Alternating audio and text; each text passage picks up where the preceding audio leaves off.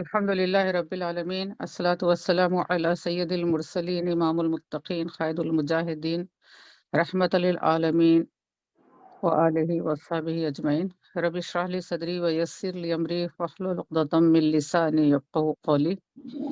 ما بعد بسم الله الرحمن الرحيم ألم ترى أن الله أنزل من السماء ماء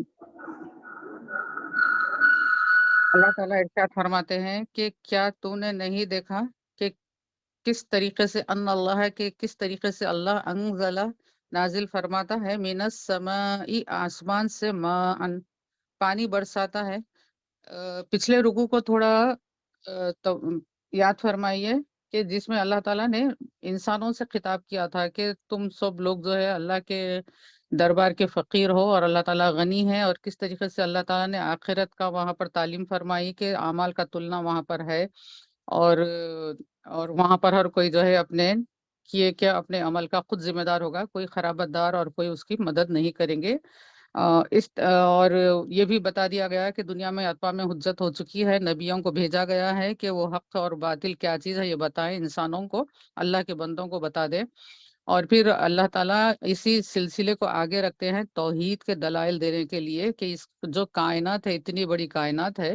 اس میں جو کچھ بھی چیزیں ہیں اس کا پیدا کرنے والا کون ہے، کیونکہ انسان کی جو بگاڑ ہے وہ شرک اور کفر سب سے بڑا گناہ ہے، سب سے بڑا ظلم ہے جو انسان کرتا ہے۔ تو اللہ تعالیٰ یہاں پر اب توحید کے لیے دلائل دے رہے ہیں اس رکوع میں، غور سے سنیں کہ کیا اللہ تعالیٰ پہلے فرماتے ہیں کہ کیا تو نہیں دیکھتا کہ آسمان کے ساتھ سے کس طریقے سے پانی برسایا جاتا ہے۔ فَأَخْرَجْنَا بِهِ ثَمَرَاتٍ مُخْتَلِفًا أَلْوَانُهَا کہ ایک دیکھنے والی آنکھ ایسا دیکھیے وہاں پہ کچھ ریسورس نظر نہیں آتا پانی کا، پھر ایک معلق چیز میں سے کس طریقے سے پانی نکل رہا ہے، اور پھر فَأَخْرَجْنَا اس میں سے ہم نے نکالا بِهِ اس میں سے ثمراتم یعنی کہ پھل نکالے، مختلفاً جو کہ مختلف ہیں، ڈفرینٹ ہے، الوانوہا کلر میں وہ الگ الگ ہیں۔ تو اور پھر وَمِنَ الْجِبَالِ پہلے اس پر غور کر لیں کہ پانی سے پانی آتا ہے آسمان سے گرتا ہے، اور پھر وہ پانی جو ہے اس سے اللہ تعالیٰ پھل اگواتے ہیں، اللہ کے حکم سے پھل اگتے ہیں، درخت کو پھل لگتے ہیں، وہ پانی جو ہے درختوں کو جب سیراب کرتا ہے تو یہ پھل دینے لگ جاتا ہے۔ تو اب یہاں دیکھیے کہ پانی کو جو ہے اب بعض لوگ سمجھتے ہیں کہ پانی اتنی بلندی سے آ رہا ہے، زمین پر آ رہا ہے، ایسا زمین کو سیراب کر رہا ہے، کھیتی اگ رہی ہے، درخت کو جو ہے پھل پھول لگ رہے ہیں، تو یہ دیکھ کر یہ سمجھتے ہیں کہ شاید پانی میں کچھ شکتی ہے، پانی میں کچھ قوت ہے جو یہ اتنے کام اس طریقے سے کر رہا ہے۔ تو پھر اللہ تعالیٰ فرماتے ہیں کہ کس طریقے سے یہ تم اس کو پانی کو اس طریقے سے سمجھتے ہو، کیونکہ پانی تو صرف ایک ہی وجہ کا پانی ہے جو ہر درخت کو دیا جاتا ہے، لیکن ہر درختیں ہیں کہ مختلف ہیں کہ ہاں وہی پانی لیتے ہیں، لیکن اس میں سے کوئی لال رنگ کا پھول ہوتا ہے، کوئی اودا ہوتا ہے، کوئی پیلا ہوتا ہے، کوئی سفید ہوتا ہے، کوئی پنک ہوتا ہے، اس طریقے سے مختلف کلر کے پھل بھی ہوتے ہیں، مختلف ذائقے ہوتے ہیں، مختلف پھول ہوتے ہیں، مختلف سائز ہوتے ہیں۔ تو یہ جو ویرائٹی ہے، جو ویریشن ہے، جو جا رہا ہے ان کو ایک ہی زمین میں ہے، ایک ہی پانی ان کو سیراب کر رہا ہے، لیکن یہ اس طریقے سے ہونا یہ پانی کی قدرت یہ پہ مضمر نہیں ہے، یہ اس میں ممکن نہیں ہے کہ اس کی وجہ سے ہو۔ تو یہ اللہ تعالیٰ کی قدرت کا کرشمہ ہے کہ یہ انسان کو یہاں پر دنیا میں دیکھنے کے لیے مل رہا ہے۔ وَمِنَ الْجِبَالِ جُدَدٌ اور پہاڑوں کے اندر جو دکھتے ہیں، جدد کے معنی یہ ہیں کہ اس کو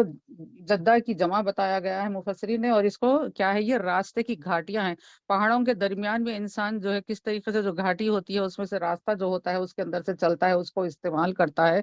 اور پھر اس میں بھی کیا ہوتا ہے، بیضٌ و حمرٌ پہاڑ کے میں بھی جو ہے مختلف رنگ کے پہاڑ نظر آتے ہیں۔ کہیں پہاڑ کی بلندی اور پہاڑ کی جو ہے جسامت دیکھ کر انسان یہ نہ سمجھ لے کہ یہ تو بہت بڑا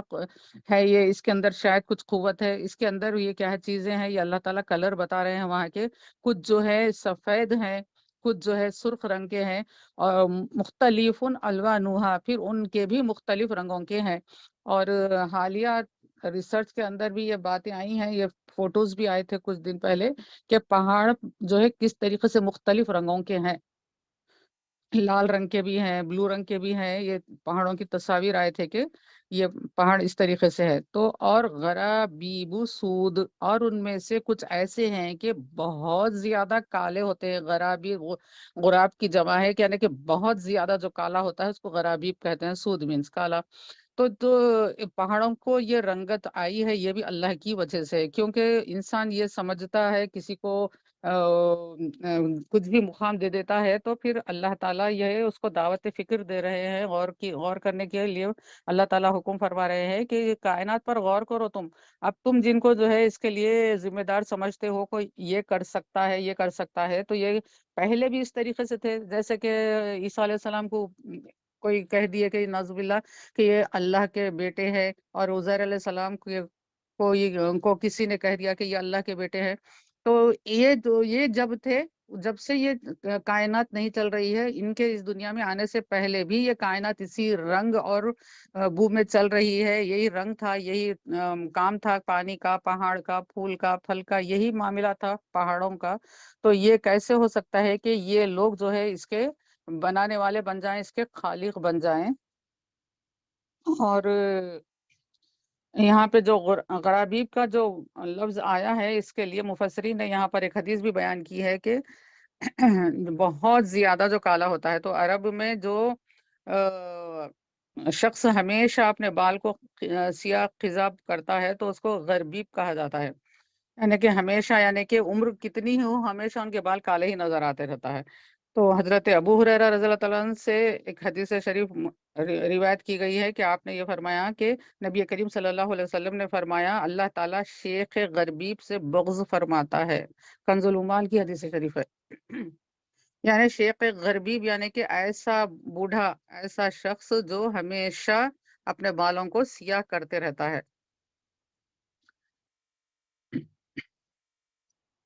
وَمِنَ النَّاسِ وَالدَّوَابِّ وَالْأَنْعَامِ مُخْتَلِفًا أَلْوَانُهُ كَذَلِكَ، اور انسان میں سے، وَمِنَ النَّاسِ، اور انسان میں سے، وَالدَّوَابِّ، اور جانوروں میں سے، چوپایوں میں سے، والانامی، چوپایوں میں سے، مختلف الوانہ، یہ بھی مختلف ہوتے ہیں، ان کے بھی کئی رنگ ہوتے ہیں، کذالک، اسی طرح ہوتے ہیں، جس طریقے سے پچھلے بیان کیا گیا کہ یہ بھی بہت چیز ہے کہ ہم انسانوں میں دیکھتے ہیں کہ کہیں گورے ہوتے ہیں، کہیں کالے ہوتے ہیں، کہیں کچھ ہائٹ کے ہوتے ہیں، کہیں زیادہ ہائٹ کے ہوتے ہیں، کہیں پستہ قد ہوتے ہیں، اور مختلف رنگوں کے اور مختلف شکلوں کے ہوتے ہیں۔ اور جانور اور چوپائے میں بھی ہم دیکھتے ہیں کہ ہر جانور جو ہے الگ الگ قسم کا ہوتا ہے، الگ الگ جسامت کا، الگ الگ شکل کا ہوتا ہے۔ تو یہ کس طریقے سے، یہ اتنی جو قدرت ہے کائنات میں، یہ جو نظارے ہیں، یہ صرف اللہ ہی کی طرف سے ہے، اور یہ اللہ ہی کی قدرت کا کرشمہ ہے کہ ہر انسان جو ہے، باوجود یہ کہ مختلف اس میں رہتا ہے، لیکن ہر ایک کے پاس جو ہے کام کرنے کی صلاحیت وغیرہ ہوتی ہے، اور ہر ایک جو ہے بات کو سمجھ سکتا ہے، اللہ تعالیٰ کی بڑائی اور کبریائی کیا وہ اعتراف کر سکتا ہے، عبادت کر سکتا ہے۔ اسی لیے اسلام میں یہ بتایا گیا ہے کہ گورے کو کالے پر فضیلت نہیں ہے، عربی کو عجمی پر فضیلت نہیں ہے، اور رنگ و نسل کی بنیاد پر کسی کو بھی کسی پر فضیلت نہیں ہے، کیونکہ یہ سب اللہ ہی کے بنائے ہوئے ہیں۔ گورا بھی ہے تو اللہ کا بنایا ہوا ہے، کالا بھی اللہ کا بنایا ہوا ہے، خوبصورت بھی اللہ کا بنایا ہے، اور کوئی اگر اپنی شکل اتنی خوبصورت نہیں ہے تو وہ بھی اللہ ہی کا بنایا ہوا انسان ہے۔ اسی لیے ہم کو کسی کی ظاہری شکل اور صورت پر جو ہے اعتراض نہیں کرنا چاہیے کہ یہ فلاں ایسے ہیں، ایسے ہیں، اور اس طریقے سے مخاطب کرنا یا انسان کی شناخت کروانا یہ ناپسندیدہ بات ہے اسلام کی تعلیمات کے اندر۔ اور یہ ایسی پیاری تعلیم ہے اسلام کی کہ جس میں رنگ و نسل اور جغرافیائی حدود جو ہوتے ہیں، اس کے امتیازات کو اسلام مٹا دیتا ہے، اور جو کوئی اللہ پر ایمان لاتا ہے، نبی کریم صلی اللہ علیہ وسلم کی رسالت کی گواہی دیتا ہے، آخرت پر یقین رکھتا ہے، ایک قبلے کی طرف وہی قبلہ قبول کرتا ہے جس کی طرف مسلمان رخ کرتے ہیں، اسی کو قبلہ مانتا ہے، تو اس کو ایمان والا کہا گیا۔ اور ان میں جو ہے رنگ و نسل کی طرف سے یا مال و دولت کی وجہ سے، حسب و نسب کی وجہ سے کسی کو کسی پر برتری نہیں ہے، سوائے اس کے کہ ان کے اعمال ہو، ان کا تقوی ہو، ان کے نیکیاں ہو، جس کی وجہ سے یہ انسان اس حال میں ہو جائے کہ وہ عزت اس کی جائے۔ یہ اسلامی تعلیمات ہے۔ لیکن معاشرے میں اگر کچھ ہو رہا ہے کہ کسی کو ان کی خوبصورتی کی وجہ سے، کسی کو ان کے ماں باپ کے تعلق کی وجہ سے، کسی کو ان کے پیسے کی وجہ سے، کسی کو ان کے عہدے کی وجہ سے، کسی کو ان کے پاور کی وجہ سے یہ دیا جاتا ہے، یعنی کہ ان کو عزت دی جاتی ہے، تو یہ چیزیں اسلامی تعلیمات کی تحت نہیں ہیں۔ البتہ یہ ہے کہ اگر کوئی شخص آتا ہے تو وہ ذی حیثیت ہے، اور وہ آنے کے بعد ہم کو چاہیے کہ اس سے بھی ہم خندہ پیشانی سے ملے، اس کو بھی سیٹسفیکشن ہو کہ ہاں میں ایک خوش اخلاق انسان کے پاس گیا ہوں۔ ایسا نہیں ہے کہ ایک کوئی بلند اور مرتبے والا کوئی عہدے والا شخص آ جائے اور ہم ان سے جو ہے بالکل ہی ایک عام طریقے کا برتاؤ اپنائیں، تو اس کو جو ہے اپنی انسلٹ فیل نہ ہو۔ تو یہ بھی اسلام میں کی مطلوبہ تعلیمات میں سے نہیں ہے، ہم کو اس کے حساب سے کام کرنا چاہیے۔ البتہ یہ بات ضرور ہے کہ کوئی انسان اپنے اندر یہ خواہش نہ رکھے کہ میری عزت کی جائے، کوئی یہ خواہش نہ رکھے کتنا ہی وہ اچھا ہو، کتنا ہی وہ نیکیاں کرنے والا ہو، کتنی ہی اس کے پاس تعلیم ہو، دولت ہو، خوبصورتی ہو، خاندانی نسب ہو، لیکن اس کے پاس یہ خواہش نہیں ہونا چاہیے کہ میں فلاں جگہ جاؤں، میں کسی کے سامنے سے جاؤں تو لوگ مجھ کو عزت دیں۔ یہ اس کے پاس خواہش ہرگز نہیں رہنا چاہیے۔ ہاں اگر سامنے والا اس کو اس کے مرتبے کے حساب سے اس کے ساتھ اچھے اخلاق کے ساتھ پیش آتا ہے تو یہ ہو سکتا ہے، لیکن اپنے اندر تو یہ خواہش ہرگز نہیں رکھنا چاہیے۔ یہ بھی ہم پچھلی رکوع میں سن چکے ہیں کہ کوئی جو ہے اپنی طرف سے عزت کا خواہش مند نہیں ہونا چاہیے۔ آگے دیکھیے، انما کہ بے شک یخشى اللہ، ڈرتے ہیں اللہ سے، خشیت سے ہے یخشا، ڈرتے ہیں اللہ سے، من عبادہ، اس کے بندوں میں سے، اللہ سے ڈرنے والے اس کے بندوں میں سے کون ہیں؟ العلماء، اللہ تعالیٰ سے ڈرنے والے عالم لوگ ہوتے ہیں، علماء ہوتے ہیں۔ عالم کی جمع علماء ہوتی ہے۔ تو عالم کا مطلب یہ ہے کہ جاننے والے، جو جانتے ہیں اللہ تعالیٰ کی کبریائی کو جانتے ہیں، اللہ تعالیٰ کی قدرت کو جانتے ہیں، اللہ تعالیٰ کی پکڑ کو جانتے ہیں، قیامت میں کیا ہونے والا ہے وہ چیزیں جانتے ہیں۔ تو جو جتنا جانتا ہے وہ اتنا رب سے ڈرتا ہے، اتنا اپنے پروردگار سے ڈرتا ہے۔ ہم خود بھی اپنی لائف میں ایسے کئی مواقع دیکھ سکتے ہیں کہ جب کوئی بات انسان کو سمجھ نہیں تھی تو وہ کام انہیں الگ ڈھنگ سے کرتا تھا، لیکن جب اس کو معلوم ہو جائے کہ اس کی باریکی بھی سمجھ میں آ جائے، کہ ایک چھوٹی سی مثال میں وہ کرتی ہوں کہ جھوٹ کے بارے میں اگر ہم غور کر لیں کہ صرف ہم کو عام انسانوں میں یہی بات رہتی کہ جھوٹ ایک ناپسندیدہ چیز ہے، اس کو نہیں کہنا چاہیے، لیکن جب انسان اس کی پوری حقیقت تک پہنچتا ہے، اس کی باریکیوں تک پہنچتا ہے تو اس کا انداز بدل جاتا ہے، تو وہ فوری جو ہے اللہ کے فضل سے جو ہے توبہ کرنے والے بن جاتے ہیں، اور پھر سے جھوٹ سے وہ بچنے والے بن جاتے ہیں۔ جیسے ان کو معلوم ہو جائے کہ جھوٹ بولنے کی وجہ سے منہ سے بدبو نکلتی ہے، جس کی وجہ سے فرشتے ہمارے اطراف ٹھہرتے نہیں ہیں، چلے جاتے ہیں، اور جھوٹ کتنی بری چیز ہے جو انسان کو جو ہے گناہوں کے دلدل میں ڈالتا ہے، اور جھوٹ کو اللہ تعالیٰ نے کس طریقے سے نہیں پسند کیا ہے۔ تو جب یہ باریکیاں جب معلوم ہو جائیں گی تو سننے کے بعد جو ہے جس کے اوپر شیطان کا غلبہ نہیں ہے، نفس کا غلبہ نہیں ہے، وہ ضرور جو ہے اس گناہ سے بچنے کی کوشش کرتا ہے۔ تو جتنا جانتے ہیں اتنا زیادہ ڈرنے والے بن جاتے ہیں۔ اور عالم کے لیے کیا بات بتائی گئی ہے کہ جو خود جانے ہوئے چیزوں پر عمل کرتا ہے اس کو حدیث پاک میں عالم کہا گیا ہے۔ اور نبی کریم صلی اللہ علیہ وسلم نے فرمایا کہ ان اتقاکم وعلمکم اللہ علمکم باللہ انا، یعنی کہ نبی کریم صلی اللہ علیہ وسلم نے فرمایا کہ بے شک تم میں سب سے زیادہ ڈرنے والا اپنے رب سے میں ہوں۔ رب کے حبیب ہے، محبوب ہیں، جن کے لیے کائنات بنائی گئی ہے، لیکن پروردگار کو آپ اتنا جانتے ہیں، کیونکہ آپ نے پھر آگے یہ بھی فرمایا کہ وَعَلَمَكُمْ بِاللَّهِ، اور تم سب میں سے زیادہ میں رب کو پہچانتا ہوں۔ رب کی قدرت کا جو علم ہے، رب کی کبریائی جو ہے، قیامت کے جو احوال ہیں، یہ سب چیزیں پروردگار کے بارے میں سب سے زیادہ جاننے والے ہمارے آقا حضرت محمد مصطفیٰ صلی اللہ علیہ وآلہ وسلم ہیں۔ تو اس لیے آپ کا علم زیادہ ہے، اس لیے آپ بہت زیادہ ڈرنے والے ہوتے ہیں۔ تو اب اس کو جو ہے آپ اپنی زندگیوں میں بھی دیکھیے کہ جس کے پاس جتنا علم ہوتا ہے اس کو اتنا اپنے رب سے ڈرتے رہنا چاہیے، اتنا زیادہ اس کے پاس تقوی ہونا چاہیے۔ تقوی کا مطلب ہے کہ وہ گناہوں سے بچنے والا رہے، تقوی کا مطلب یہ ہے کہ وہ آخرت کی فکر کرنے والا رہے، تقوی کا مطلب یہ ہے کہ اس کے زندگی کے ہر کام میں سنتیں نظر آئیں، کہ بغیر کسی شرعی اصول کے اس کا کوئی کام نہیں ہوتا ہے، سنت کی پیروی سے اس کا کوئی کام خالی نہیں ہوتا ہے۔ یہ پرسنالٹی ہوتی ہے عالم کی، جو جانتا ہے، جتنا بھی جانتا ہے اس کی زندگی میں اس کی جھلک نظر آنی چاہیے۔ ہم کو معلوم ہے کہ نماز کی بڑی پکڑ ہے، نماز فرض ہے، 5 وقت انسان کو نماز پڑھنا ہے، تو ہم دیکھتے ہیں کہ مسلمان نماز پڑھتا ہے کیونکہ وہ جانتا ہے کہ نماز اس طریقے سے ہے، پڑھنا ہے، اس کی پوچھ ہے، ورنہ اس کا عذاب بڑا سخت ہے آخرت میں۔ تو اس لیے ہم دیکھتے ہیں کہ ہر مومن جو ہے نماز کے لیے اٹھ جاتا ہے، اور یہ بات بھی بتائی گئی کہ جب مومن کو اتنا تو معلوم ہے کہ نماز پڑھنا ہے، تو کافر اور مومن کے بیچ میں فرق کرنے والی چیز بول کے کہہ دیا گیا کہ مومن جو ہے ہمیشہ نماز کی فکر میں رہتا ہے۔ تو اس طریقے سے اور جتنا بھی علم انسان کو حاصل ہوتا ہے دین کا، شریعت کا، پروردگار کا، وہ اس کے مطابق عمل کرتے رہتا ہے، اس ہی کے مطابق اس کی زندگی نظر آتی ہے، اور وہ ایک اسلامی تعلیمات کا ایمبیسیڈر بن جاتا ہے، سفیر بن جاتا ہے، جس کو دیکھ کر لوگ یہ سمجھتے ہیں کہ اسلام کی تعلیمات ایسی ہیں۔ ان اللہ عزیز غفور،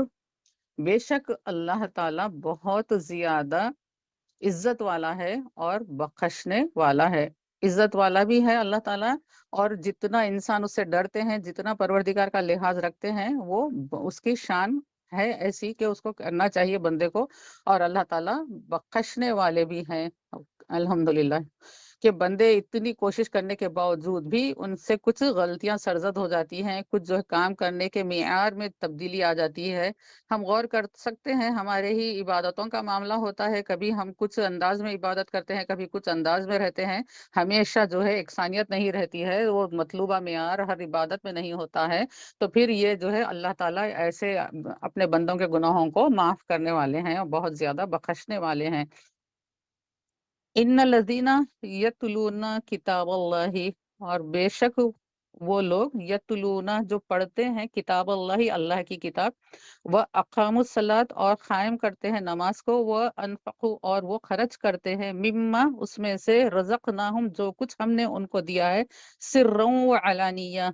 اور ان کو کس طریقے سے، یعنی کہ چھپا کر بھی خرچ کرتے ہیں اور اعلانیہ بھی خرچ کرتے ہیں، یرجونا تجارتن لن تبور، اور وہ کیا کر رہے ہیں، یہ امید میں کر رہے ہیں یہ کہ یہ ایسی تجارت ہے جس میں کوئی خسارہ نہیں ہے۔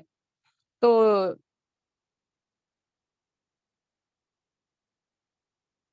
نماز قائم کرتے ہیں، یہ تو الحمدللہ یہ ہے کہ مومن نماز پڑھتا ہے، وَأَنفَقُوا مِمَّا رَزَقْنَاهُمْ، پہلی چیز تو یہ بتائی گئی کہ ان الذین یتلون کتاب اللہ، وہ لوگ جو اللہ کی کتاب کی تلاوت کرتے ہیں۔ تلاوت کرتے ہیں تو اس کا مطلب کیا ہے کہ تلاوت کرنے کے بعد ان کو احکامات کا اندازہ ہو گیا کہ اللہ تعالیٰ نے اس کتاب کے ذریعے کیا کیا حکم عطا فرمائے ہیں، تو وہ اس پر عمل کرنے والا بن جاتا ہے۔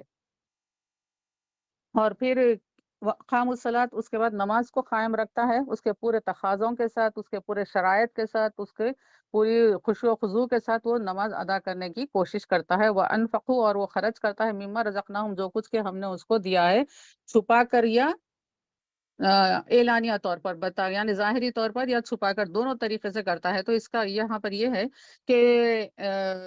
علماء اکرام یہ بتاتے ہیں کہ چھپا ہوا صدقہ کیا ہے اور اعلانیہ صدقہ کیا ہے۔ ظاہری طور پر کرنے والا، ظاہری طور پر کرنے کے لیے یہ بات بتائی گئی کہ فرائض جو ہے، واجبات جو ہیں، جیسے کہ زکوٰۃ ہے، فطرہ ہے، قربانی ہے، یہ چیزیں آپ اعلانیہ طور پر بھی کر سکتے ہیں، اور یہ بھی نہیں ہے کہ زکوٰۃ اگر دے رہے ہیں تو ہمیشہ اس کو بول کر دیا جائے سامنے والے کو کہ ہم تم کو زکوٰۃ کا پیسہ دے رہے ہیں، یہ نہیں ہے۔ آپ بغیر بولے بھی کسی کو پیسے دے سکتے ہیں، لیکن دینے والے کو اپنی نیت کرنا ضروری ہے۔ بغیر نیت کے اگر آپ زکوٰۃ کا پیسہ کتنا ہی دے دو، دیتے وقت نیت نہیں تھی کہ یا اللہ یہ میری زکوٰۃ کے رقم میں سے میں ان کو یہ پیسے دے رہی ہوں، نیت نہیں تھی تو وہ زکوٰۃ ادا نہیں ہوئی۔ تو بہرحال نیت کرنا شرط ہوتا ہے اس میں، زکوٰۃ کے پیسے میں۔ تو اگر جو ہے کوئی دیکھ کے اندازہ کر لے کہ یہ رمضان کا مہینہ ہے، اتنی جو ان کے پاس جو چل رہا ہے لوگوں کی امداد کا، یہ زکوٰۃ کے پیسے سے چل رہی ہے، تو خیر لوگ سمجھے تو سمجھے، اس میں جو ہے ریاکاری کا شائبہ نہیں آتا ہے، کیونکہ سرًا و علانیہ دونوں طریقے سے انسان کو صدقہ خیرات کرنا ہے۔ تو قربانی ہے، قربانی کرتے ہیں، فطرہ دیتے ہیں، بہرحال کسی نہ کسی کو تو معلوم ہی ہوتا ہے، ہم کسی ایک کی بھی مدد کر رہے ہیں تو کم از کم اس کو بھی معلوم ہی ہو جاتا ہے۔ سرن کا مطلب یہ ہے کہ چھپا کر جو دیتا ہے، تو اس میں جو ہے چھپا کر دیا جانے والے صدقے کی بڑی فضیلت ہے، کہ جیسے کہ بتایا جاتا ہے، محاورہ ہے کہ جو سیدھا ہاتھ دے تو اس کے بائیں ہاتھ کو خبر نہ ہو کہ کس کو دیا تھا، کہ سیدھے ہاتھ میں کیا تھا، کس کو دیا، کتنا دیا۔ تو اس طریقے سے جو ہے چھپا کر، یعنی کہ یہ نفیلی صدقہ ہوتا ہے، نفیلی خیر کے کام ہوتے ہیں، جو کچھ بندہ کرتا ہے، کسی کی مدد کرتا ہے یا اللہ کے دین کے کام میں لگاتا ہے، تو اس طریقے سے چھپا کر بھی وہ کر سکتا ہے۔ اور جب بندہ چھپا کر کرتا ہے تو اس کے اندر نام و نمود کا یا کسی کو بتانے کا، کسی کو احسان جتانے کا اس کے اندر جذبہ ہوتا ہی نہیں ہے، کیونکہ یہ چھپا کر دیتا ہے۔ تو وہاں ایسے ایسے واقعات ہوتے ہیں کہ لوگ چھپا کر کس طریقے سے کرتے ہیں۔ ایک حال ہی میں جو اجلاس میں میں شریک تھی، دلی میں تھا، تو وہاں پر بابری مسجد کے لیے وہ اس کے خرچے کے لیے اپیل کی گئی تھی، جو مقدمات وغیرہ چلتے ہیں، تو الحمدللہ وہاں پر جو ہے خواتین اپنے زیور نکال کر دے دیے تھے۔ آج کے بھی زمانے میں ایسی بات ہوتی ہے کہ خواتین اس طریقے سے فراق دلی کے ساتھ اللہ کو راضی کرنے کے لیے آگے بڑھتی ہیں۔ تو وہ اس وقت انہوں نے کسی کو بتایا نہیں تھا، جو صاحب وصول کیے وہ بولے کہ خواتین کے سیکشن میں سے اتنے زیورات آئے ہیں چندے میں۔ تو اس طریقے سے سروں و علانیہ کا معاملہ ہے کہ انسان کو چھپے بھی خیرات کرنا ہے اور ظاہری طور سے بھی کرنا ہے، یعنی کہ صدقات واجبہ بھی کرنا ہے، جو فرض ہیں وہ بھی کرنا ہے، اور نافلہ بھی کرتے رہنا ہے، کیونکہ صدقہ جو ہے آنے والی بلائوں کو ٹالتا ہے، اور صدقے سے کی وجہ سے اللہ کا غضب ٹھنڈا ہوتا ہے۔ یہ بہت اہم چیز ہے، جو نفل صدقے ہوتے ہیں اس کی وجہ سے اللہ کا غضب ٹھنڈا ہوتا ہے۔ اللہ تعالیٰ ہم سب کو بچائے، اپنے امان میں رکھے۔ تو پھر اللہ تعالیٰ فرماتا ہے یرجونا تجارت لن تبور، یہ ایسی تجارت ہے جس کی طرف یہ امید میں ہے کہ یہ اس میں ان کو گھاٹا ہی نہیں ہے۔ انسان دنیا میں کتنا ہی پیسہ اس کے اندر لگا دے، لوگوں کی امداد کے لیے لگا دے، دین کے کام کے لیے لگا دے، تو اس کے اندر اس کو ظاہری طور پر دیکھنے والے بولیں گے کہ ارے کیا کر لیا، انہیں سب کچھ دے دیا، کنگال ہو گیا، فقاٹ ہو گیا۔ لیکن یہ ایسی تجارت ہے اس کے اندر کوئی گھاٹا نہیں ہے۔ پھر میں یہاں پر ہماری ماں حضرت ام المومنین خدیجۃ الکبریٰ رضی اللہ تعالیٰ عنہ کی وہی بات دہراؤں گی جو میں ہمیشہ الحمدللہ کہنے کی سعادت حاصل کرتی ہوں، کہ آپ کے آخری وقت آپ کے جو حالت تھی، کمزور ہو گئی تھی، نحیف ہو گئی تھی، بالکل اٹھا نہیں جا رہا تھا، اور شدید آپ کی حالت کمزوری کی تھی، اور آپ کے پاس جو چادر تھی اس وقت جو آپ اوڑی ہوئی تھی اس کے اوپر پیوند تھے۔ غور کیجئے، ملٹی ملینئر خاتون تھیں اس وقت اپنی زمانے کی، جن کا کوئی ہم پلہ مالدار کوئی نہیں تھا اس وقت جزیرت عرب میں، اور آپ کی دولت کی وجہ سے کئی لوگ جو ہے آپ سے نکاح کرنے کی خواہش رکھتے تھے، لیکن ایسی خاتون جب اسلام کو قبول کرتی ہیں، آقا کریم صلی اللہ علیہ وسلم کی معیت اختیار کرتے ہیں، تو آپ کے اندر کیسی تبدیلی آ گئی ہے۔ آپ نے اپنی ساری دولت جو ہے اسلام کے لیے لگا دی، اور یہ حال ہے اب کہ آپ کے پاس کھانے کے لیے برابر نہیں ہے، آپ کمزور ہو گئی ہیں، اور جسم پر جو چادر ہے وہ پیوند والی ہے۔ تو ایک خاتون جو رشتہ دار تھی اس نے آیا اور دیکھا، مزاج پرسی کر کر کہا کہ اے ختیجہ، تم نے یہ کیا حال بنا لیا اپنا، اپنے لیے کچھ تھوڑا رکھ لیتی، جمع کر تھوڑی پست انداز کرتی، بچا کر کچھ رکھ لیتی، تو آج تمہارے لیے کام میں آتا تھا، کچھ اچھا کھا سکتے تھے جس سے طاقت آئے، کچھ اچھا خرید سکتے تھے، پہن سکتے تھے، موسم سے بچاؤ کا تمہارا کچھ انتظام ہو سکتا تھا۔ تو آپ نے کیا جواب دیا، وہ ہمارے لیے سبق ہے، کہ آپ نے کہا کہ تم کیا جانو کہ میں نے کیا تجارت کی ہے، یعنی جو خرچتا ہے، جو دیتا ہے، اسی کو معلوم ہے کہ یہ تجارت میں کوئی گھاٹا نہیں ہے۔ آپ نے اپنے اس عمل کے ذریعے اللہ تعالیٰ کو کتنا راضی کیا ہے، اللہ کے حبیب کو کتنا خوش کیا ہے، اور ان چیزوں کو کر کر ان کے دل کو کتنا سکون ملا ہے۔ وہ دل کا سکون جو ہے، دل کا غنا جو ہے، یہ جو ہے اندر کی جو کیفیت ہوتی ہے دل کی، وہ ایک بندے کو ہی معلوم ہوتی ہے، اور سامنے والے کو کسی کو نہیں معلوم ہوتی ہے۔ سامنے والا یہی سمجھتا ہے کہ ارے یہ تو بڑی تکلیف میں ہے، لیکن وہ بندے کی جو قلب کی کیفیت ہے، دل کی جو کیفیت ہے، دل کا جو غنا ہے، جو اللہ تعالیٰ نے دیا ہے، یہ بہت بڑی دولت ہے، جو دنیا کی ساری دولت ہے اس کے سامنے کچھ بھی نہیں ہے، کنکر پتھر ہیں یہ اس دل کی غنا کی دولت کے سامنے۔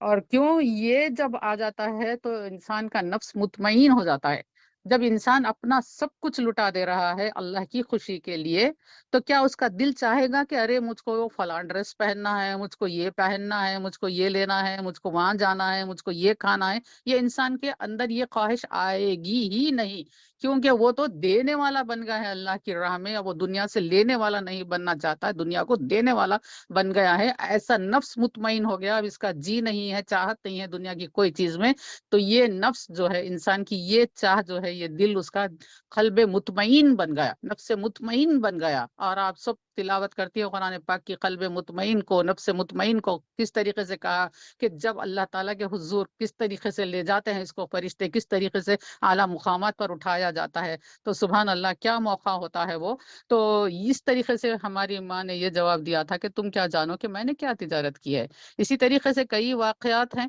کہ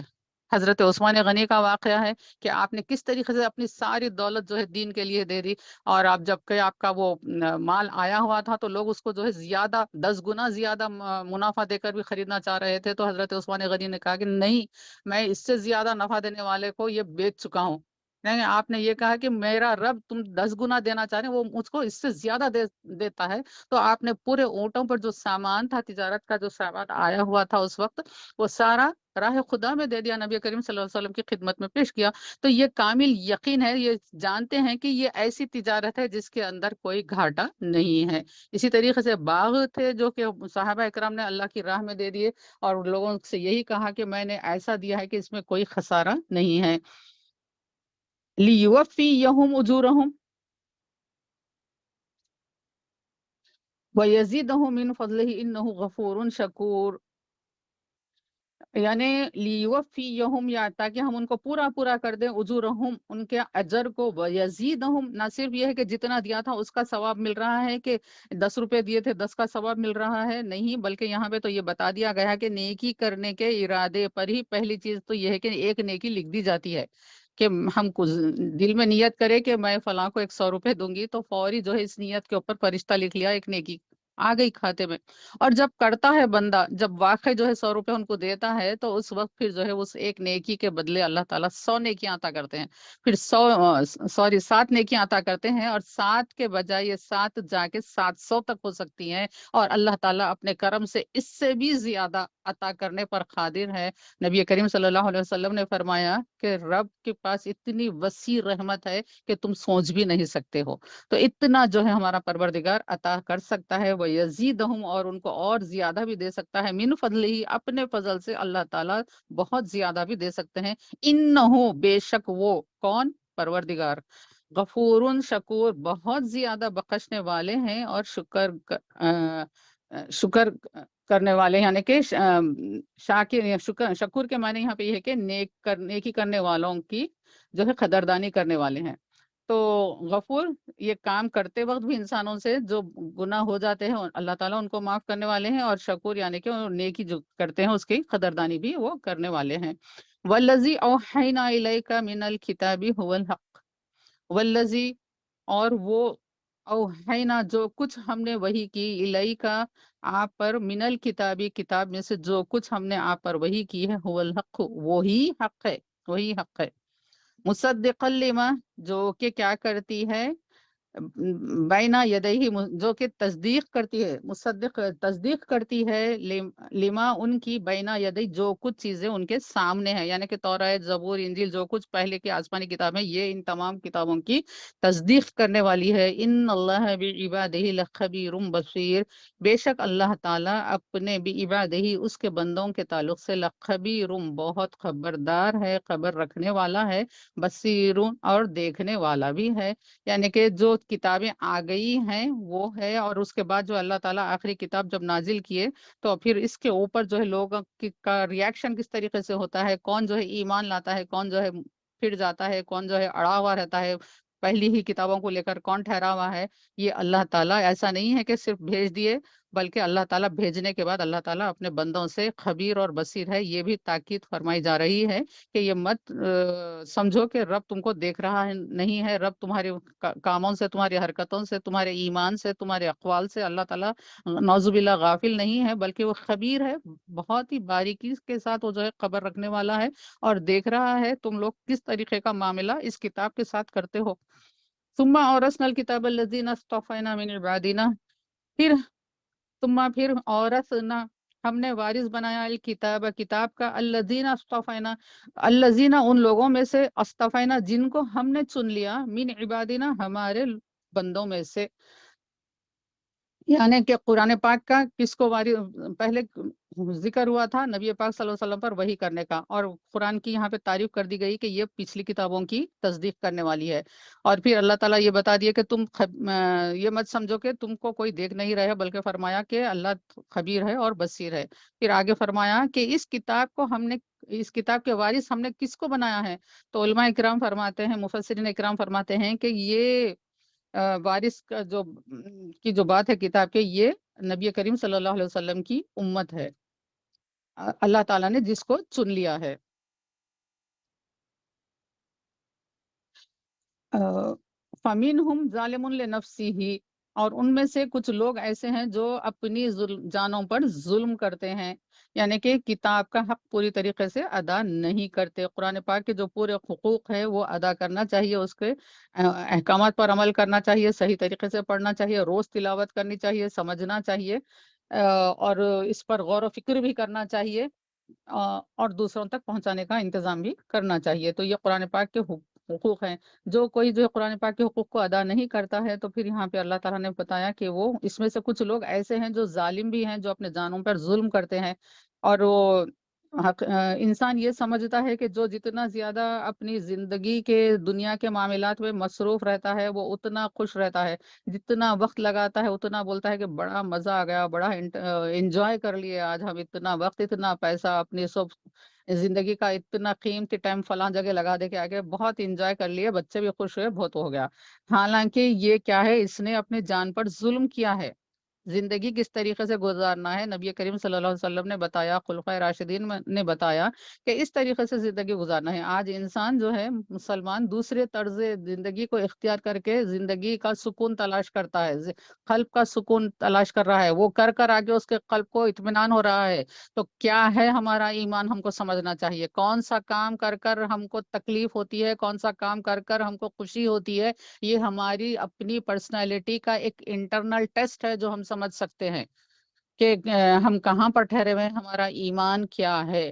آپ دیکھیے کہ ہم کو یہ خبریں بہت مل رہی ہیں کہ اتنے لوگ مرتد ہو گئے، انہوں نے ایسا کیا، انہوں نے ایسا کیا، تو یہ کیوں ہے؟ یہ جو ہے بہت، اس میں جو میجورٹی ہے وہ لوگوں کی ہے جنہوں نے ایمان کو اپنی زندگیوں میں داخل نہیں کیا تھا، صرف جو ہے یہ نام کے مسلمان تھے، اسلام کو انہوں نے سمجھا نہیں تھا، اسلام کی حقانیت ان کے اوپر واضح نہیں ہوئی تھی، سمجھا نہیں تھا، کوشش نہیں کی تھی۔ آج کل کوئی یہ نہیں کہہ سکتا کہ ہم تک بات نہیں پہنچی، بے شک کام کرنے والوں کو کام کرتے ہی رہنا چاہیے، لیکن بندہ اگر چاہے کہ وہ حق تک پہنچے تو اس کے لیے آج کل پورے وسائل آج کل موجود ہے کہ انسان حق تک پہنچ سکتا ہے، سمجھ سکتا ہے، لیکن اس کے لیے کوشش کرنا پڑتا ہے، کوشش کرنا پڑتا ہے، وقت دینا پڑتا ہے، عمر لگانا پڑتا ہے، پیسہ لگانا پڑتا ہے۔ اور یاد کریے حضرت سلمان فارسی کدھر تھے ایران میں، وہاں سے آپ نکل کر جو ہے کدھر کدھر کدھر جاتے جاتے جاتے جو ہے آپ مدینہ منورہ پہنچتے ہیں۔ کیوں پہنچ رہے ہیں؟ حق کی تلاش میں پہنچے ہیں۔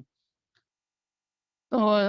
وہاں پر جا کر پھر اللہ تعالیٰ نے آپ کی یہ کوشش جو تھی دل کی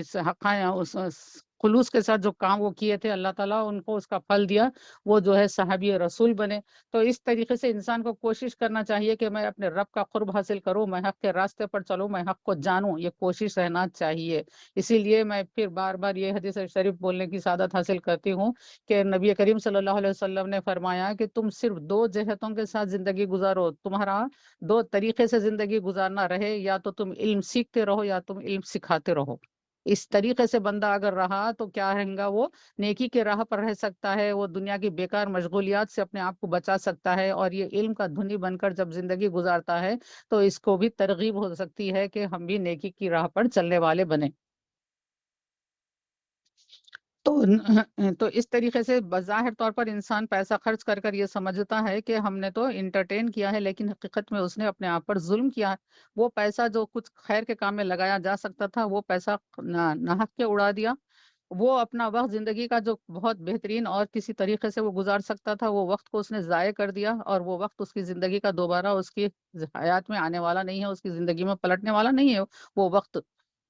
تو اس طریقے سے یہ ظالم ہو گئے۔ وَمِنْهُ مُقْتَصِدٌ، اور ان میں کچھ ایسے ہیں جو مقتصد ہیں، یعنی متوسط ہیں، یعنی کہ اعتدال کے ساتھ کام کرتے ہیں، زندگی میں اعتدال کے ساتھ رہتے ہیں۔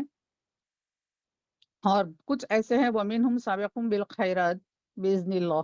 اور اس میں سے بعض کچھ ایسے ہیں جو کیا کرتے ہیں، خیرات کے کاموں میں۔ خیرات مانے نیکی، نیکی کے کام میں یہ بہت زیادہ سبقت لے جانا چاہتے ہیں، آگے بڑھنا چاہتے ہیں، کمپٹیشن یہاں پر لگاتے ہیں۔ جو فرسٹ کیٹیگری آف پیپل ہے، جو امت کے 3 طبقے یہاں پر اللہ نے گنوائے ہیں، کہ ایک تو وہ ہے جو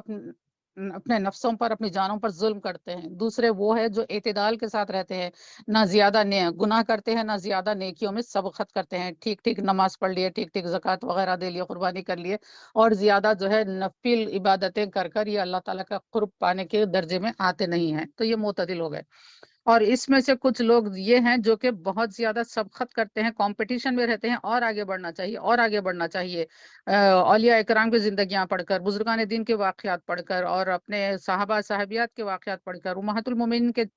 سیرتیں پڑھ کر ان کے اندر اور جذبہ امڑتا ہے اللہ تعالیٰ کی کبریائی کے بارے میں جان جان کر۔ غور و فکر جب بندہ کرتا ہے، ارے میرے رب کی کیا کمال کی قدرت ہے، میرا رب ایسا ہے، اپنے اوپر جو انعامات ہیں رب کے، وہ سوچ کر بندے کے اندر ایک جذبہ آ جاتا ہے کہ نہیں، مجھ کو اور کرنا چاہیے، اور کرنا چاہیے۔ کوئی اندھے کو، ایک نابینا کو ہم دیکھیں تو ہم کو کتنا شکر کرنا چاہیے کہ نہ، رب نے ہم کو آنکھیں دی ہیں۔ اگر آنکھ نہ دیتا تو کس طریقے سے کائنات کو دیکھتے تھے؟ رب نے ہم کو کتنی چیزوں سے مالا مال کیا ہے، یہ چیزیں ہم غور کریں تو اس سے کیا ہوتا ہے، اور رب سے محبت ہو جاتی ہے۔ کوئی چیز ہم کو کوئی اگر گفٹ دیتے ہیں تو ان کے تعلق سے ہمارے اندر ایک تعلق پیدا ہو جاتا ہے، محبت ہو جاتی ہے۔ اسی طریقے سے جب ہم کو اپنا رب، اپنا پروردگار بغیر مانگے کے اتنی اتنی اتنی نعمتیں دیا ہے کہ ہم ان کو سوچ کر لکھ نہیں سکتے کہ اتنی نعمتیں ہمارے رب نے دی ہے، تو یہ چیز کیا کرتی ہے، پھر اپنے رب کے قریب کرتی ہے۔ تو غور و فکر کرنا چاہیے کہ رب نے ہم کو کیا دیا ہے۔ تو یہ بندے وہ ہوتے ہیں جو صرف خیرات میں، یعنی کہ نیکی کے کاموں میں سبقت کرنا چاہتے ہیں، رکتے نہیں ہیں۔ باذن اللہ، یہ اللہ کے حکم سے ہی ہوتا ہے۔ ذالک هو الفضل الکبیر، اور یہی بہت بڑا فضل ہے اللہ کا۔ بلڈنگوں میں رہ کر، بڑے بڑے گاڑیوں میں پھر کر، یا زیادہ پیسہ سونا وغیرہ پہن لے کر، جو ہے قیمتی لباس پہن کر، یہ نہیں سمجھ لینا ہے کہ یہ ہے بہت بڑی نعمت، بلکہ یہ جو اللہ نے کسی کو دے دی کہ وہ نیکیوں میں سبقت کرنے والے ہوتے ہیں۔ دنیا کا کمپٹیشن آج ہماری زندگیوں کا معیار ہو گیا ہے۔ میری بہن کے پاس یہ ہے، میری دیورانی کے پاس یہ ہے، میری ننند کے پاس یہ ہے، میرے پڑوس کے پاس یہ ہے، میرے فرینڈ کے پاس یہ ہے، میرے پاس نہیں ہے۔ یہ کمپٹیشن جو ہے دنیا کی چیزوں میں ہو گیا ہے۔ ہم کو کمپٹیشن کہاں کرنا ہے میری بہنوں؟ ہم کو کمپٹیشن نیکیوں کے کام میں کرنا ہے، کہ وہ ایسا کرتے ہیں، یہ ایسا کرتے ہیں، پچھلے لوگوں نے ایسا کیا تھا تو میں بھی ایسا کروں۔ تو یہ کمپٹیشن جو ہے نیکیوں میں آنا چاہیے۔ یہ جذبہ لوگوں کے پاس رہتا ہے، لیکن اس کو ڈائیورٹ کرنے کی ضرورت ہے، دنیا سے ہٹا کر اس کو نیکیوں کی طرف لا لینا ہے۔ جنات عدن یدخلونہا، اور پھر اب اللہ تعالیٰ انعام بتا رہے ہیں کہ ایسا کرنے والوں کے لیے کیا ملے گا۔ جنت رہے گی، عدن یعنی کہ ہمیشگی کی جنت رہے گی، یدخلونہا جس کے اندر ان کو داخل کیا جائے گا، یحلون فیہا ان کو پہنایا جائے گا زیور، من اساویر من ذہب، اور کنگن ان کو پہنائے جائیں گے، من ذہب سونے کے، اور ولؤلؤ اور موتیوں کے کنگن رہیں گے، ان کو لباس پہنایا جائے گا۔ لباسہم فیہا، اور ان کا وہاں پر لباس ہوگا، فیہا جو کہ بنایا جائے گا، حریر ریشم کا لباس ہوگا۔ تو یہاں پر دیکھیے کہ یہ جو 3 قسم کے لوگوں کا یہاں پر بات بتائی گئی ہے، تو یہاں حدیث شریفہ میں یہ بات بتائی گئی ہے کہ یہ کون لوگ ہوتے ہیں۔ ایک تو یہ ہے کہ یہ 3 قسم کے جو لوگ ہیں، ان کا آخرت میں قیامت کے دن جو ہے کس طریقے سے مقام ہوگا۔ تو ایک تو یہ ہے کہ جو اپنی جانوں پر ظلم کرنے والے ہیں، وہ ان کو اللہ تعالیٰ रोक लेगा, बड़ी उनकी बास पुरुष होगी, उनसे सवाल जवाब किया जाएगा। वमिनहुम, और मुख्तसिदुन जो है, जो कि इतदाल वाले थे, उनका ये हाल रहेगा कि इनको थोड़ी देर रोक कर फिर जो है जन्नत में भेज दिया जाएगा। और जो साबिकुम बिल खैरात थे, जो नेकियों में सबकत करने वाले थे, इनको बिला हिसाब के जन्नत में भेज दिया जाएगा। और हदीस शरीफ के जो अल्फाज मफहूम है, उसमें इस तरीके से है कि आका करीम सल्लल्लाहु अलैहि वसल्लम की उम्मत में, जैसे कि यहाँ पर 3 लोगों का जिक्र किया गया है, तो 1/3 1/3 1/3 लोग ऐसे ही रहेंगे। 1/3 उम्मती ऐसी रहेगी आका करीम सल्लल्लाहु अलैहि वसल्लम की, जो कि बगैर हिसाब किताब के जन्नत में चले जाएगी। और उसमें से फिर 1/3 उम्मती ऐसी रहेगी जिनसे अल्लाह ताला थोड़ा सा हल्का हिसाब लेंगे और फिर उसके बाद उनको जन्नत में भेज देंगे। और फिर 1/3 उम्मत ऐसी रहेगी जिनके साथ बहुत ज्यादा सख्त हिसाब लिया जाएगा। और फिर बिलाखिर क्या होगा कि फरिश्ते उनके ईमान की गवाही देंगे कि या अल्लाह, हम इनको जो है आपका जिक्र करते हुए सुने थे, इनको कलमा पढ़ते हुए सुने थे। तो फिर अल्लाह ताला उनको फरिश्तों की गवाही को कबूल कर कर इनको भी जो है जन्नत में अल्लाह ताला भेज देते हैं। अल्लाह ताला हमको उन गुरोह में शामिल कर दे आका करीम सल्लल्लाहु अलैहि वसल्लम के सदक़े से, जो बगैर हिसाब के, बगैर तवक्कुफ के जो है जन्नत में जिनको दाखिल किया जाता है, अल्लाह ताला हमको उसमें शामिल कर दे। और कुछ लोग ऐसे रहते हैं, अल्लाह ताला का जिक्र करते हुए जो है, यानी कि तन्हाई के अंदर बंदा अगर अल्लाह से डर कर आंसू बहाता है, तो अल्लाह ताला क़ियामत के दिन भी उसका लिहाज रखा जाता है, वो भी खाली नहीं जाता। एक आंख से अल्लाह की मोहब्बत में आंसू जो गिरता है, वो भी अल्लाह ताला ज़ाय नहीं करते हैं। किस तरीके से हमारे परवरदिगार शकूर हैं, क़दरदान है, बंदे की एक एक नेक हरकत की, नीयत के, अमल के, हर चीज़ के अल्लाह ताला क़दरदान है, और उससे ज़्यादा अपने फजल से जो है और ज़्यादा अता करते हैं। तो बताया जाता है कि कौन से दिन, कौन से मुकाम पर, किस वक्त मेरे बंदे ने मेरी याद में रोया था, मेरे खौफ में रोया था, उसके आंख से आंसू टपके थे, उसकी वजह से बंदों की बख्शिश कर दी जाती है। इसीलिए नबी करीम सल्लल्लाहु अलैहि वसल्लम ने फरमाया कि कुरान पाक पढ़ते वक्त जो है रोया करो, रब की किब्रियाई से डर कर। दूसरी अक़वाम के जो है अज़ाब के वाक़यात पढ़कर, जो भी वाक़यात ऐसे गुजरते हैं, हमको चाहिए कि खशियत हमारे ऊपर तारी हो अल्लाह ताला के कलाम को पढ़ते हुए। और बताया गया कैसे हमारे आका मौल्लिम है, मौल्लिम इंसानियत है, तालीम देते हैं कि अगर कोई सख्त दिल है, उसको रोना नहीं आता है, तो आपने फरमाया कि तू रोने के जैसी सूरत तो बना ले, ताकि ऐ मेरे उम्मती, तुझ पर मेरा परवरदिगार रहम करने वाला बन जाए।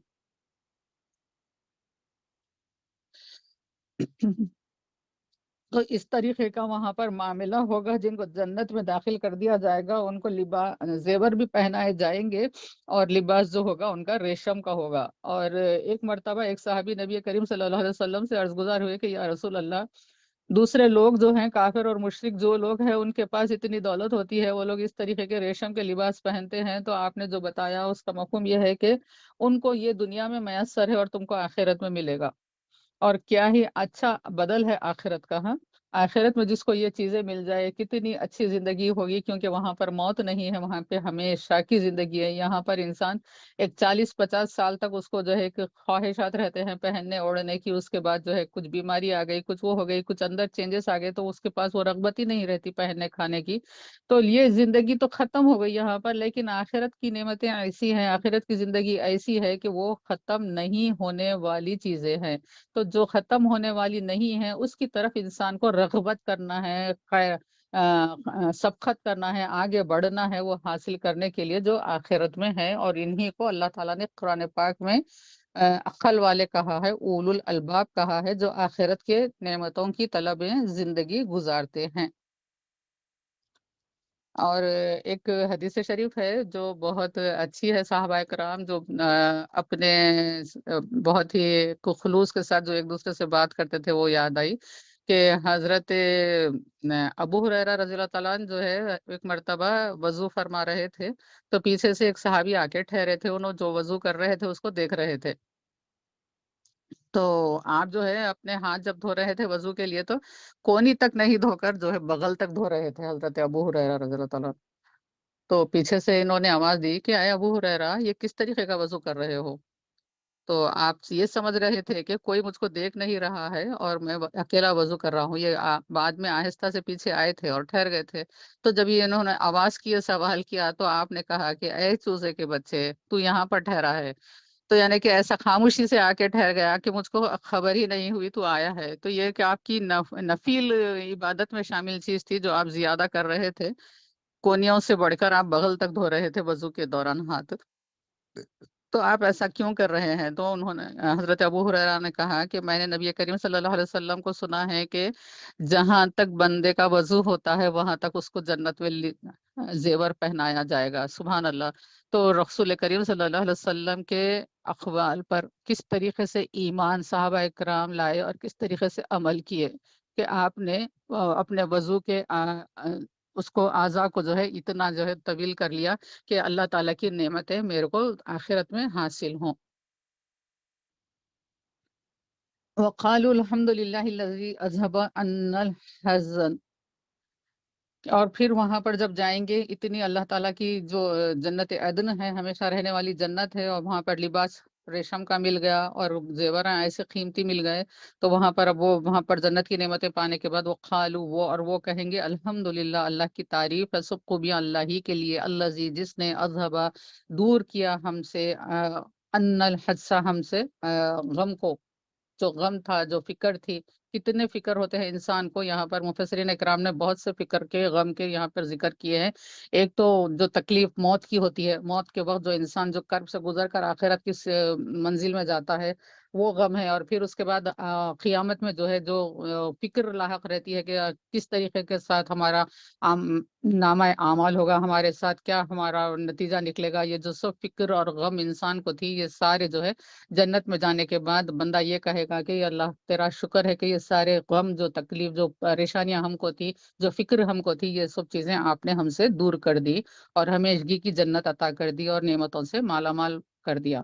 انا ربنا بے شک ہمارا رب لغفور البتہ ضرور جو ہے یہ معاف کرنے والا ہے اور شکور یعنی قدردان بھی ہے غفور بھی ہے. یہ جو نیکیاں یہ جو کام جو مقام ہم کو ملا ہے یہ ہمارے نیکیوں کی وجہ سے نہیں ہے بلکہ یہ ساری چیزیں اللہ تعالیٰ ہی کی عطا کی وجہ سے ملی ہے. کیونکہ حدیث پاک میں مختلف جگہ یہ بتایا گیا ہے. اس کے مفہوم یہ ہے کہ کوئی بھی بندہ اپنے اعمال کی وجہ سے جنت میں ہرگز نہیں جا سکتا. یہ صرف رب کا فضل ہوگا کہ جو بندے کے اعمال کو وہ شرف قبولیت عطا کرتا ہے اپنے کرم سے اپنے فضل سے ان بندوں کو داخل جنت کرتا ہے. الذی احلنا دار المقامت من فضلہ. الذی وہی ہے جس نے یعنی پروردگار عالم ہے جس نے ہم کو داخل کر دیا ایسے مقام پر جو اس کے فضل سے ہی ممکن تھا. لا یمسنا فیہا نصب ولا یمسنا فیہا لغوب. اب یہاں پر کیا ہے کہ ہم کو یہاں پر کوئی تکلیف نہیں پہنچے گی اور نہ ہم کو کوئی یہاں پر لغوب یعنی کہ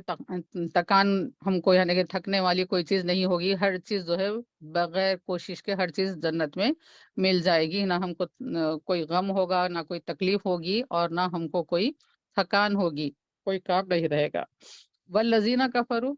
اب دیکھتے ہیں کفر کرنے والوں کے لیے کیا ہوتا ہے. لہم ان کے لیے نارو جہنم آگ ہے جہنم کی. لا یغضی علیہم اور ان کے اوپر موت نہیں آئے گی. فیموتوا کہ وہ مر جائیں. ولا یخفف عنہم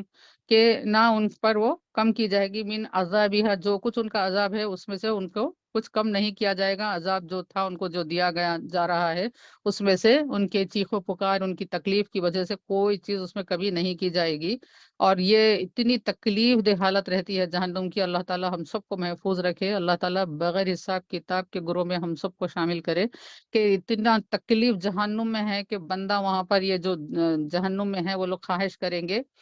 کہ کاش کہ ہم کو موت آ جائے. یعنی کہ اتنی تکلیف سے جو ہے موت بہتر تھی. موت آ گئی تو بہتر تھا. تو لیکن وہاں پر کیا ہے یہ ان کی خواہش بھی پوری نہیں ہوگی. ان کو موت نہیں آئے گی کیونکہ ہم کو معلوم ہے کہ آخرت کی زندگی ہمیشہ کی ہے. نعمتیں ہیں تو وہ بھی ہمیشہ کی ہے. عذاب ہے تو وہ بھی ہمیشہ کا ہے. تو موت نہیں آئے گی اور نہ اس میں کچھ عذاب میں کمی کی جائے گی. کذالک نجزی اسی طریقے سے جزا دیتے ہیں سزا دیتے ہیں کل کفور ہر کوئی جو ناشکرا ہے یعنی کہ جو کفر کرنے والا ہے اس کے لیے اس طریقے کا عذاب ہے۔ ایک حدیث شریف کا مفہوم ہے کہ ایمان والے جو دوزخ میں ڈالے جاتے ہیں ان کو جب یہ عذاب ان کو پہنچ جاتا ہے تو اتنا وہ جل جاتے ہیں کہ کافروں کا جو عذاب ہے وہ اس طریقے سے ہے کہ یہ جب جو ہے پوری ان کو عذاب کی وجہ سے ان کی باڈی اگر ختم بھی ہو جائے، کوئلہ بھی بن جائے، تو ان کو دوبارہ جو ہے ان کا ایک ناخن تک سمجھیے کہ عذاب جاتا ختم نہیں ہوتا ہے، پھر سے دوبارہ سر سے شروع ہو جاتا ہے۔ تو اس طریقے سے ان کا جسم ہمیشہ بنتے رہتا